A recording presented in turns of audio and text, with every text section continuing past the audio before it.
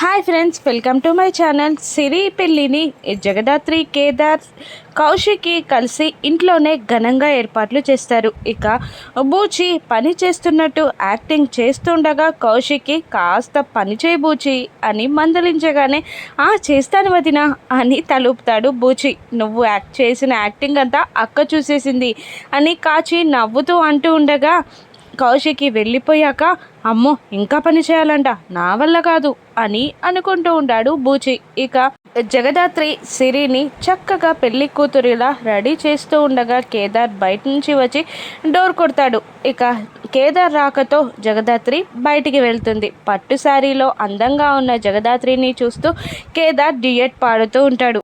అందమా అందుమా అంటూ డ్యూయట్ పాడుతున్న కేదార్ని జగదాత్రి విచిత్రంగా చూస్తూ, ఏంటి సార్ ఈరోజు చాలా మంచి మూడ్లో ఉన్నట్టున్నారు, మిమ్మల్ని పెళ్లి పనులు చేయమన్నాను, నా చుట్టూ తిరగమనలేదు అని అంటుంటుంది జగదాత్రి. అప్పుడు కేదార్, నా భార్య ఇంత అందంగా ఉంటే నేను ఇలా డ్యూయట్ పాడకపోతే ఏం చేస్తాను అని అంటూ ఉంటాడు కేదార్. ఓహో ఇంకేమనిపిస్తుందో అని మళ్ళీ జగదాత్రి అడగగానే ఇక కేదార్ మరొక పాట అందుకొని జగదాత్రిని టీస్ చేస్తూ చుట్టూ తిరుగుతూ ఉంటాడు. అబ్బా చాలే అని జగదాత్రి అనగా కళ్ళు మూసినా కళ్ళు తెరిసినా నువ్వే కనబడుతున్నావు అని టీస్ చేస్తూ ఉంటాడు కేదార్. అప్పుడు జగదాత్రి, అయితే సరే కళ్ళు మూసుకొని చూడులే, ఎలాగూ నేనే కనిపించేది కదా అని జగదాత్రి కూడా టీస్ చేయగా ఇది అన్యాయం అని అంటూ, పంతులు గారు వస్తున్నారు కదా, ఎలాగూ మనకు కూడా ముహూర్తం పెట్టుమనన్నా అని అంటుంటాడు కేదార్. ముహూర్తమా ఎందుకు, మనకు ఆల్రెడీ పెళ్ళైపోయింది కదా అని జగదాత్రి కాస్త కన్ఫ్యూజ్గా అడుగుతుండగా, ఎందుకంటావేంటి మన శోభనానికి అని అనేస్తాడు కేదార్. పో నీకు సిగ్గులేదు అంటూ కేదార్ని నెట్టేసి జగదాత్రి వెళ్తుండగా కేదార్ దాత్రి దాత్రి అంటూ అరుస్తూ వెనకాలే పరిగెడతాడు. జగదాత్రి ఫేస్ పైనే డోర్ వేసేస్తుంది జగదాత్రి. కేదార్ అమ్మా అని అంటూ ఉంటాడు. రాక్షసి అని అనుకుంటూ ఉంటాడు. వాళ్ళిద్దరి చిలిపి తగాదాలను చూసి నిశ్రీ కళ్ళల్లో నిప్పులు పోసుకుంటుంది. చూసారా అత్తయ్య, నా చెల్లి పెళ్లిలో నాకు సంతోషం లేకుండా చేసింది అని నిషి వైజయంతితో అంటూ ఉండగా, అసలు మీ నాన్నది తప్పు, మీ నాన్న పెళ్లి బాధ్యతలని అప్పగిస్తే ఆ జగదాత్రి కేదార్లని దగ్గరికి కూడా రానియకపోయే వాళ్ళం అని వైజయంతి అంటూ ఉంటుంది. లేదత్తయ్య, ఎలాగైనా నేను యువరాజ ఈ పెళ్లి చేయాలి అని ఏదో ప్లాన్ చెప్పి వైజయంతి అంటూ ఉండగా, ఏదైనా తేడా జరిగితే పెళ్ళాగిపోతుంది కదమ్మాయి అని అంటూ ఉంటుంది వైజయంతి. ఎందుకు, నేను యువరాజు ఉన్నాం కదా, అడిగిందల్లా ఇచ్చి మేం పెళ్లి చేస్తాం అని అంటూ ఉంటుంది నిషి. అప్పుడే పెళ్ళి కొడుకు తల్లి సుజాత స్టెప్స్ ఎక్కుతూ పైకి వస్తుండగా కావాలనే వీళ్ళు ఆవిడ వినబడేలా గుసగుసలా మాట్లాడుతూ ఉంటారు. అదేంటమ్మాయి, నీ పెళ్ళి అంత కట్నం ఇచ్చి అంత గ్రాండ్గా చేశారు, మీ చెల్లి పెళ్ళి మాత్రం ఇలా చేసేస్తున్నారు అని అంటూ ఉండగా, అవును అదంతా ఆ జగదాత్రి తప్పే, ఆ జగదాత్రి కుదురుగా ఉంటే, మా నాన్న బాగుంటే నా పెళ్ళిలాగానే మా సిరి పెళ్ళి కూడా గ్రాండ్గా చేసేవాళ్ళు మా నాన్నగారు అని అంటూ ఉంటుంది నిషి. అది కాదమ్మా, ఇంతకుముందు మీ చుట్టాలు జగదాత్రితో మాట్లాడంగా విన్నాను, కట్నం తీసుకోలేదంట వాళ్ళు, కనీసం ఆడపడుచు కట్నాలు కూడా వీళ్ళు ఇవ్వలేదంట. అందుకు వాళ్ళు ఏమంటున్నారో తెలుసా నీకు, పెళ్లి కొడుక్కి ఏదో లోపం ఉందంట, అందుకే వాళ్ళు కట్నం అడగలేదంట, వీళ్ళు ఇవ్వలేదంట అని కావాలనే సుజాతని రెచ్చగొడుతుంది వైజయంతి. మనకెందుకులేండి అత్తయ్య గారు అంటూ వెళ్ళిపోబోతుండగా సుజాత వెనకాల నుండి నిషి అని గట్టిగా అరుస్తుంది. అత్తయ్య గారు చెప్పండి అని అంటుండగా, మీరు మాట్లాడినవన్నీ నేను విన్నాను చెప్పండి అని అంటుండగా, ఏం లేదు అత్తయ్య గారు అని మాట మారుస్తూ ఉంటుంది నిషి. చెప్పు అని అంటూ ఉండగా, ఏం లేదు, మీ కొడుక్కి ఏదో లోపం ఉందని మీ చుట్టాలు జగదాత్రిని అంటుండగా తను నవ్వుకుంటూ వెళ్ళిపోయింది, కనీసం ఆడపడుచు కట్నమైనా మీరు అడగొచ్చు కదా అని అంటూ ఉంటుంది నిషి వైజయంతి.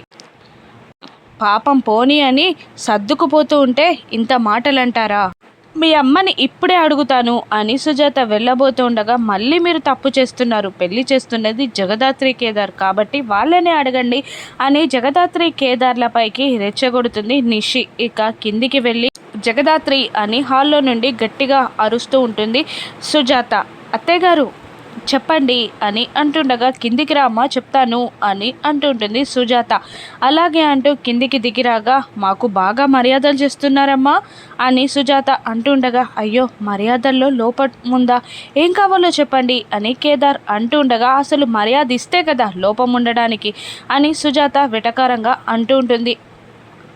మీ పిన్ని నిన్ను చులకనగా మాట్లాడుతుంటే కన్న కూతురు కాదు కదా, అందుకే అలా మాట్లాడుతుందేమో అనుకున్నాను, కానీ నీ బిహేవియరే తేడా అన్నమాట అని జగదాత్రిని కించపరుస్తూ ఉంటుంది సుజాత. అయ్యో అత్తయ్య గారు ఏమైందో చెప్పండి, మా వల్ల తప్పుంటే మమ్మల్ని క్షమించండి అంటూ 2 చేతులెత్తి దండం పెడుతుంది జగదాత్రి. తప్పు కాదమ్మా, మా కొడుక్కి కట్నం ఇవ్వలేదు, గ్రాండ్గా పెళ్లి చేయలేదు, అయినా ఊరుకున్నాం, కానీ ఆడపడుచు కట్నాలు కూడా ఇవ్వరా మీరు అని సుజాత అనగానే అయ్యో ఇంతేనా, మీరేం కావాలో అడగండి మేము ఇచ్చేస్తాం అని కేదార్ అడుగుతూ ఉంటాడు. అప్పుడు సుజాత నిషి చెప్పిన మాటలు గుర్తు తెచ్చుకొని ఏదైనా ఒక ఫ్లాట్ కానీ 7 వారాల నగలు కానీ, లేదంటే ఫ్లాట్ అంటే ఇప్పటికిప్పుడు కష్టం, కానీ ఒక 1 కోటి రూపాయలు ఇవ్వండి అని అనేస్తుంది సుజాత. దాంతో జగదాత్రి కేదార్లు ఇద్దరు షాక్ అవుతారు. అప్పుడు నిషిక ఏంటి ఏది అడిగినా ఇస్తానన్నావు, ఇప్పుడు సైలెంట్గా ఉన్నావు అని అంటూ రెచ్చగొడుతూ ఉంటుంది నిషి. ఇప్పటికిప్పుడు అంటే అత్తయ్య గారు కాస్త ముందు చెప్తే మేము ఏర్పాటు చేసేవాళ్ళం కదా అని అంటూ ఉంటుంది జగదాత్రి. ఇంకా గంట టైం ఉంది, ఆలోపించేయండి అని అంటూ ఉంటుంది సుజాత. ఇక పెళ్ళి కొడుకు అతని భర్త కూడా వచ్చి నీకేమైనా డబ్బుకు నగలకి కొరుతుందా, ఎందుకు ఇప్పుడు వీళ్ళని అడుగుతున్నావు అని అంటూ ఉండగా ఆ కొడుక్కి ఏదో లోపం ఉందని వీళ్ళు అందుకే కట్నం ఇవ్వట్లేదని అంటున్నారు, పాపం అన్నయ్య గారికి హెల్త్ బాగాలేదని పెళ్ళి ఇలా చేస్తున్నా ఊరుకుంటుంటే వీళ్ళ చుట్టాలే మనల్ని అవమానిస్తారా అని అంటూ ఉంటుంది సుజాత. ఇక కౌశిక్కి నేను ఇస్తాను, 1 కాదు 2 కాదు 7 వారాల నగలు, ఫ్లాటు, 1 కోటి రూపాయలు అన్నీ నేను ఇస్తాను అని అంటుండగా సుధాకర్ కూడా మీరు ఇంకేం అడిగినా మేమిస్తాం అని ముందుకొస్తారు. అప్పుడు నువ్వెలా ఇస్తావు నానా అని అంటూ ఉంటాడు యువరాజ్. నిషిక కూడా మేమివ్వలేమా, అది దానం అవుతుంది, కానీ జగదాత్రి ఇస్తే సాంప్రదాయం అవుతుంది, తనే ఇవ్వాలి అని అంటూ ఉండగా నువ్వు ఇవ్వకపోతే చెప్పే, నేను యువరాజ్ కలిసి పెళ్లి చేసి వాళ్ళు అడిగింది ఇస్తాం అని అంటూ ఉంటారు. మాకు ఒక 1/2 అవర్ టైం ఇవ్వండి అని జగదాత్రి అడగగానే ముహూర్తం వరకు నీకు టైం ఉందమ్మా, కానీ నా కొడుకుని అవమానించిన వాళ్ళ ముందు నేను పెళ్లి చేయలేను, నువ్వు అడిగింది ఇస్తే పెళ్లి చేస్తావో లేదా వేరే ముహూర్తం చూస్తావో నీ ఇష్టం అంటూ వెళ్ళిపోతుంది సుజాత.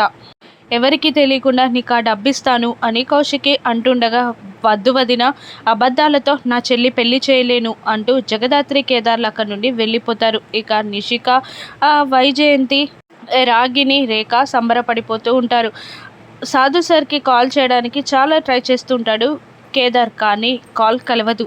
అప్పుడు బూచి వచ్చి నేను దొంగతనాలు కాకుండా నా సేవింగ్స్ 5 lakhs ఉన్నాయి తీసుకో అని జగదాత్రికి ఇస్తుండగా వద్దన్నయ్య నేను ఈ డబ్బు తీసుకోలేను అని అంటుండగా ఇంట్రెస్ట్కైనా పర్లేదు చెల్లి తీసుకో అని బూచి అంటుంటాడు. బూచి ప్రేమకి పొంగిపోతుంది జగదాత్రి. ఇప్పుడు క్యాష్ని జగదాత్రికి ఎలా అరేంజ్ చేస్తుందో రాను ఎపిసోడ్స్లో చూద్దాం. Thank you for watching.